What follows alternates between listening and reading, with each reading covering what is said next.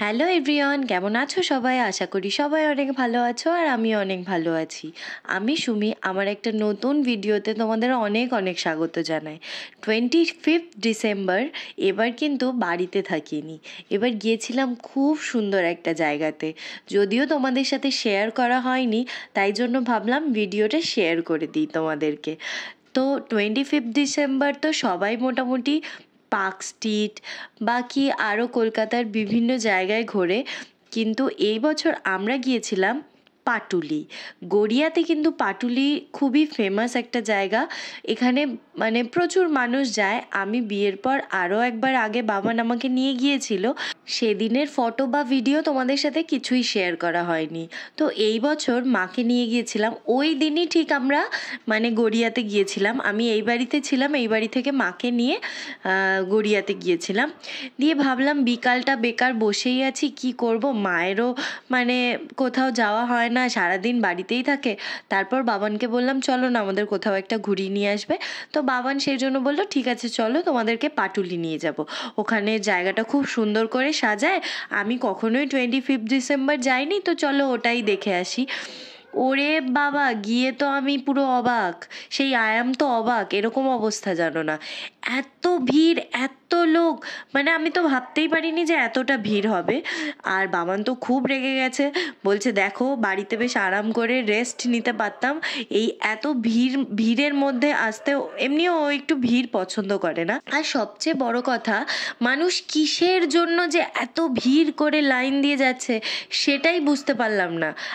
মানে এখনো পর্যন্ত আমি বুঝতে পারলাম না যে কেন অত ভিড় করে সবাই হেঁটে হেঁটে যাচ্ছে। আমি কখনোই পার্ক স্ট্রিট যাইনি, আমার কোনো আইডিয়া নেই ওখানে কি হয় না হয়। তবে যতটা মানে মুখে শুনেছি সবার, নাকি ওখানেও এইরকম মানে লাইটিং থাকে আর সবাই রাস্তা দিয়ে হেঁটে হেঁটে যায়। যাই হোক, আমরা গিয়েছিলাম, এটাও একটা নতুন এক্সপিরিয়েন্স, কিন্তু ওই এত ভিড় ঠেলে ঠেলে ওই ধীরে ধীরে। এর আগেও একদিনকার গিয়েছিলাম, কি সুন্দর আমরা মানে নিজেদের মতো হেঁটে সমস্তটা দেখে তারপর একটা জায়গা থেকে খাবার দাবার খেয়ে বাড়ি চলে এসেছি। বাট সেই একই জিনিস দেখতে গিয়ে মানে 2 ঘন্টা খালি লাইন। আর সবচেয়ে বড় কথা, মাকে নিয়ে গিয়েছিলাম, আমি তো ভাবতেই পারিনি এতটা ভিড় হবে।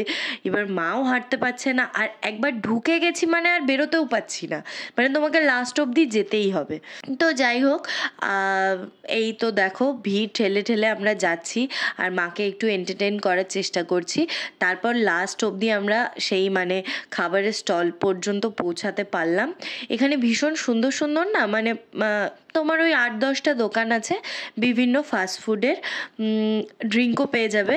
তো ওই মানে ওই 5-6টা দোকানের মধ্যে, মানে সরি ভুল বললাম, ওই 8-10টা দোকানের মধ্যে মানে সমস্ত রকম খাবার দাবার পাওয়া যায়। তো তুমি তোমার ইচ্ছে মতো খেতে পারো, সবাই ওখানে গিয়ে খায়। সবচেয়ে বড় কথা, এখানে খাবারের কোয়ালিটিগুলো অনেক অনেক ভালো, প্রাইসটা একটু বেশি নেয় কিন্তু কোয়ালিটি অনেক ভালো। এসবের সাথে সাথে আশপাশটাও কিন্তু তোমাদেরকে ভালো করে দেখিয়ে দিলাম। আসলে রোড বরাবর দক্ষিণেশ্বরের মন্দির, দুর্গা ঠাকুর, এ সমস্ত অনেক কিছু সুন্দর করে সাজানো। মাকে জিজ্ঞেস করলাম বলো তোমার কেমন লাগলো এখানে এসে? মা বলল সব কিছুই ঠিক আছে, এত ভিড়ভাড়টা আমার ভালো লাগে না। যাই হোক বাদ দাও, বাড়িতেই বসে থাকতাম তার থেকে এখানে এসে না হয় লোকই দেখলাম, কি আছে। চলো আজকের ভিডিওটা এখানে শেষ করছি, দেখা হবে খুব তাড়াতাড়ি নতুন একটা ভিডিওতে।